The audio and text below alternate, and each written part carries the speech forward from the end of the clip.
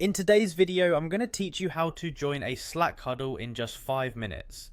Slack huddles are a great way to have spontaneous audio meetings with your team, which are informal and easy to initiate.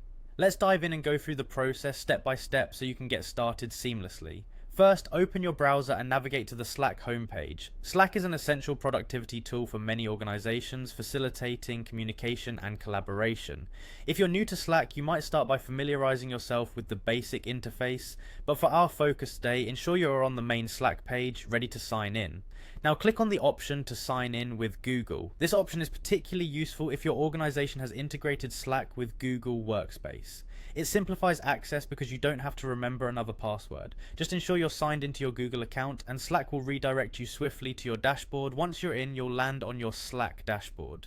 This is where all the action happens. You'll see the channels you're a part of, any direct messages and other notifications. It acts as the nerve center for all your team's communications. Take a moment to get comfortable with the layout if you're not already.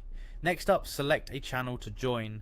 Channels are foundations on which Slack operates, each one dedicated to a specific team, project, or topic. Pick the channel where you want to start or join a huddle. Clicking on it will open the chat and details for that particular channel. In this channel, look for the more options icon, usually represented by 3 dots or a similar symbol. Clicking this opens up additional functionalities within the channel, including settings, archives, and crucially, huddle options. At this point, the screen might show several options. You may see a host of tools that assist with highlighting and organizing important discussions or documents within the channel. These functionalities can help you prioritize conversations, ensuring you don't miss crucial updates.